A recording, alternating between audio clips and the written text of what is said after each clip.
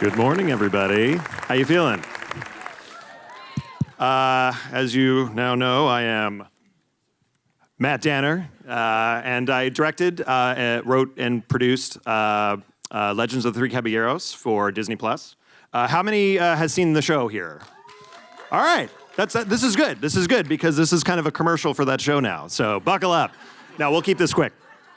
So when we actually, I'm going to switch hands here. When we kind of started development of the show, we knew that we had to start with a very special duck, Donald Duck, just like the movie. But we also knew that we wanted to go to really magical places and locations. This is actually artwork from our development that was inspired by the original movie. But one of the things that we had an issue with was, story. Because while, the movie is a very beautiful work of art, plot-wise, we had one thing to go on, which was it was Donald Duck's birthday on Friday the 13th, and what would result from that would be crazy. But also, we worked with publishing very closely. So to draw more story, we thought we would dig into Donald's heritage and his history. So we actually created this kind of updated Don Rosa family tree. And there's a lot of stuff, especially with the Three Caballeros comics that Don Rosa did. And so basically we said, you know what, there's the McDuck side, which we've seen a lot of, but we haven't really, followed the duck side, the coot side of the family tree. So basically we introduced, for the first time in animation, Donald's great-grandfather, Clinton Coot, who was the founder of the Junior Woodchucks. But we thought, you know what, maybe he's a historian too, and maybe he has a sort of a kind of a museum here. So we took Donald out of Duckburg. Note the words on the map too. That's a throwback to the original. And we put him into New Quackmore, where he would then try to find the lineage of his history and the Three Caballeros. We also needed to kind of cast. We didn't have Aurora Miranda available, so we needed that human in the show as well. So we actually created a goddess, and because this is an adventure show. So we have Zandra, the goddess of adventure, who's basically this jump out of the airplane head first, crazy adventure lady, who's got a magic book, who takes the caballeros all over the world on wild adventures. And that's basically Legend of the Three Caballeros, and it's on Disney+. It's a streaming show. It cooks right through, so if you have a couple hours to binge, I recommend it. And here's the intro for those of you who haven't seen it.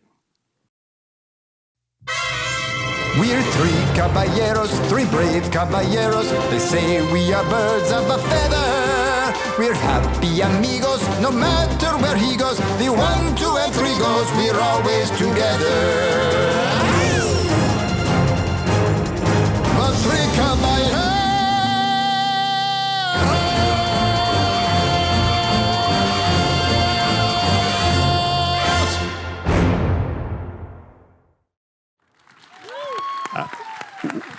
We tried to hold that note as long as Panchito, but we couldn't do it. No one can do it. Now, without further ado, I want to introduce you to the duck that decided that not only was he a big supporter of the show, he actually really helped with the formation of it and the writing, and he's just such a swell guy, Tony Anselmo.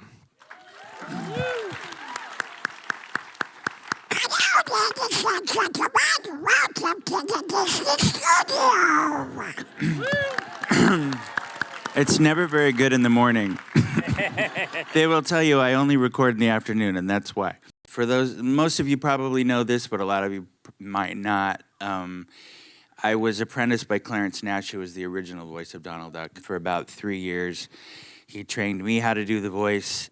So my passion is legacy of Walt Disney and the men who worked with him that put this all together. And I was very fortunate to work with a lot of them. This is Jack Hanna, who headed up California Institute of the Arts character animation department, where I was sent to learn the craft from him. And he was the director of the Donald Duck unit under Walt Disney, right over here in the animation building in the F Wing. And so he taught me how to draw the duck. Clarence, he taught me how to talk like the duck. And the next one is a drawing by Ward Kimball that's one of my favorites that I actually, Andreas Dea had this drawing, and I talked him out of it, so I have it now. So I got to work with these guys. This is Ward Kimball, who directed the sequence of the song, The Three Caballeros. This is me at his train. He had a full-size train in the backyard. I suppose most of you know all this Disney stuff. This is Jack Hanna across the street here. And the next one is me and Clarence.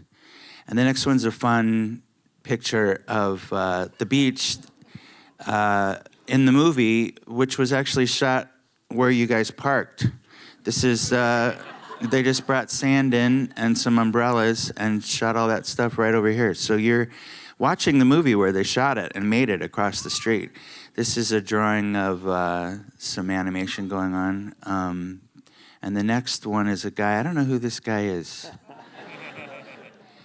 Let's not forget this guy.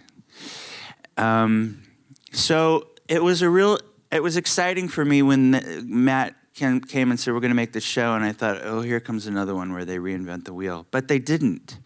They showed so much respect for the legacy. Everything was on model. The colors were right. Chris, the art director, did an amazing job with all of that. The writing was funny. Two Chris's. This is one of the funniest men I know. So if you laugh, it's because of him and Matt. And I'm all right. They were very Matt's second. Yeah. I'll take it.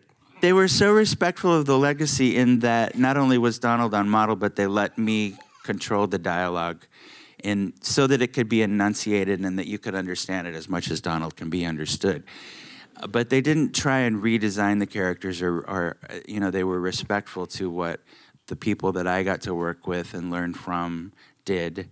And that made me happy. So this was actually the most fun I'd had working on a project here at Disney in a long time. I hope you all will watch the show. I'm very proud of it. For those of you who haven't seen it, get Disney Plus, if only for this. It's hard to find. My mother got it. And I can't find the show. I can't find it on the menu. You have to go to the feature, and then it says you can also watch, or you have to search Legend of the Three Caballeros. But I hope you'll all do that and enjoy it as much as we enjoyed making it. To tell our story of the show, we knew that we wanted two things that were important to us. One was that we wanted to make sure that we went to fantastic locations, because that's sort of what Three Caballeros is known for. And we also wanted to make sure that we had some amazing characters that our group could meet with. And we thought it would be fun if some of these characters were based on, design-wise, famous characters from other Disney shorts and films. So I'd like to take you through showing you some of our characters from our show and showing you the classic Disney characters that we drew inspiration on to design them. So the first one is Ari. He is the caretaker of the cabana that the Caballeros live in, and he's based on the Araquan bird, who's the star of the short that we're going to see before the film in a minute, and he's also in the film itself. And we've got a clip of Ari from our show. This is where they first meet Ari at the cabana.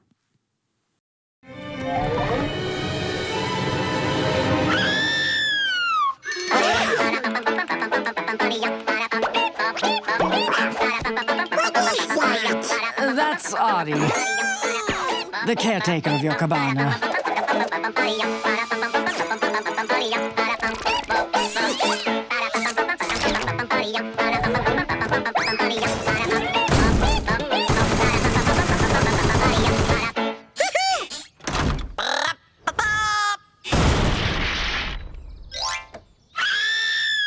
And he can't be fired. So that's Ari.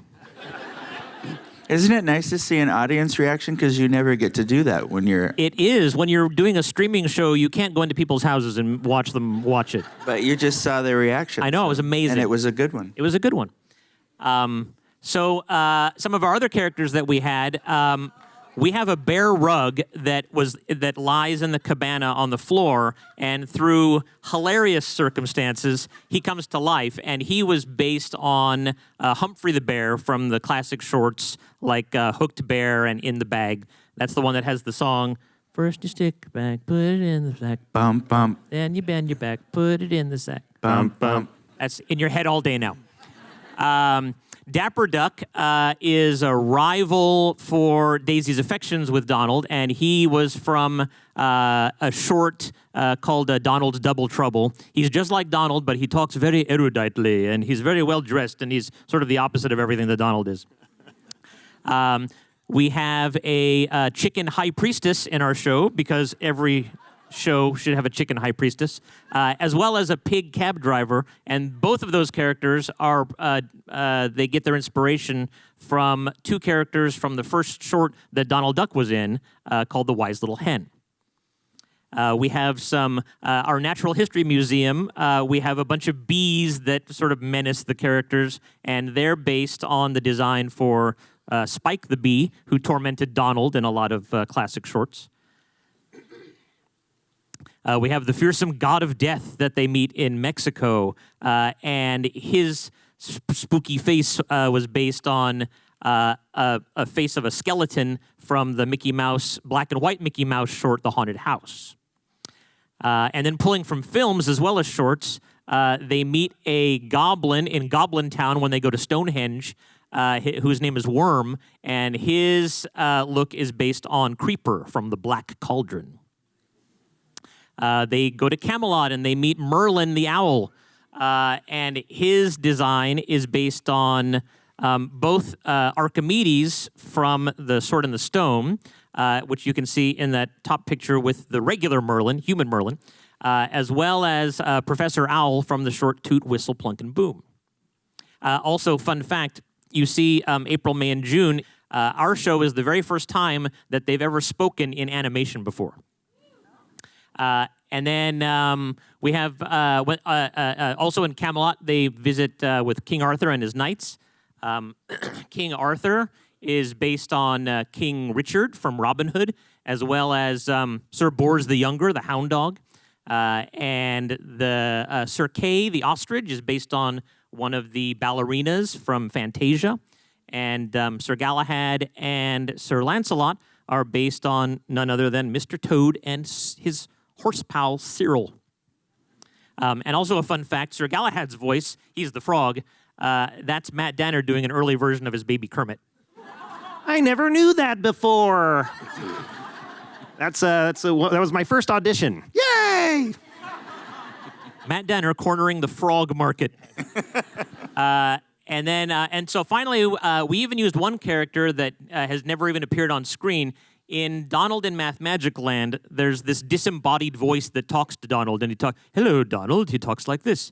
And we recreated it for this scene from our show, which takes its inspiration. It's kind of a psychedelic inspiration that takes that's pulled directly from the Three Caballeros film. We're going to show you a clip from our show that utilizes this voice right now.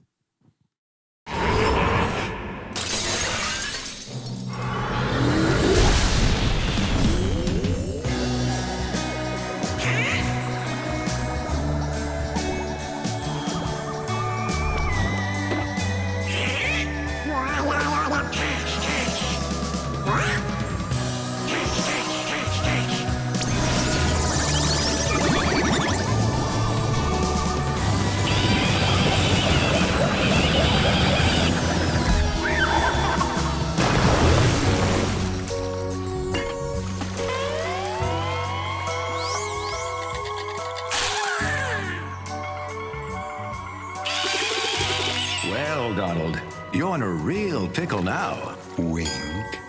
Do you ever wonder what brought you here? No, Do you think maybe that's part of the problem? I don't know. Let's take a look at your actions up till now.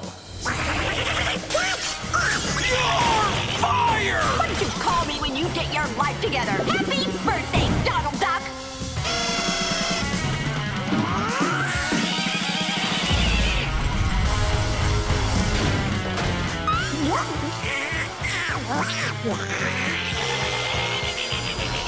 Hello, old sport. Put him out.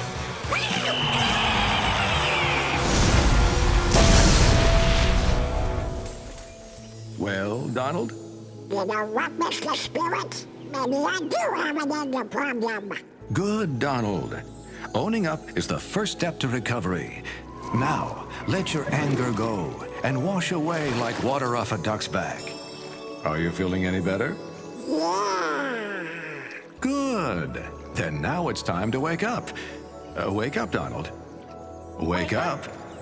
Wake up, Donald. Wake up, Donald. Donald Duck, wake up! What? Cliffhanger.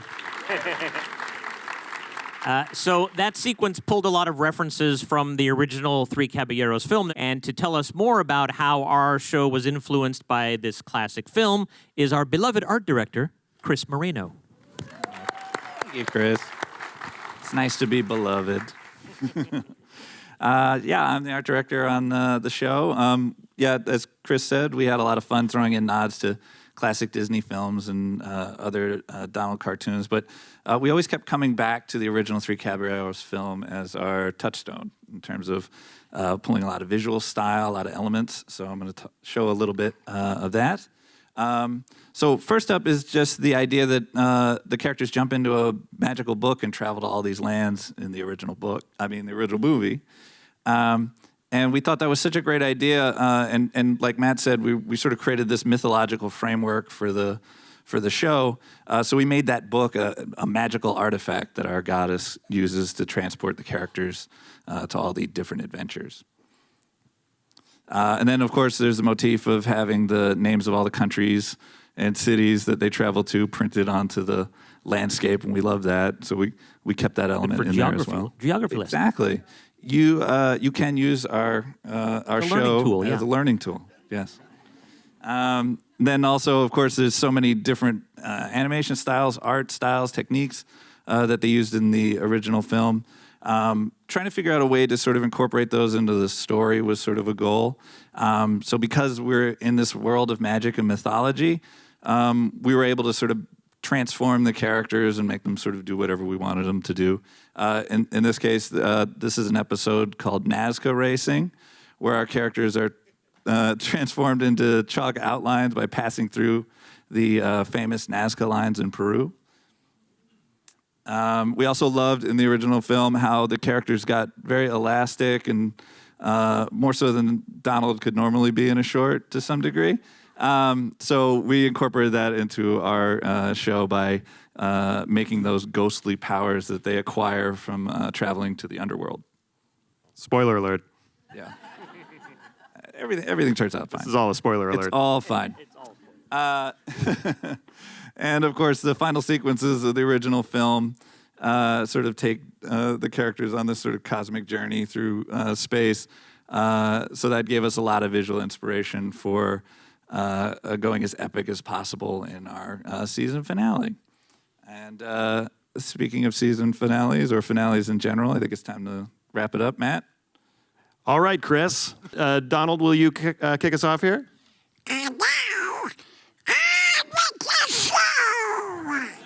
There it is. Thank you, everybody. Thanks for coming, everybody.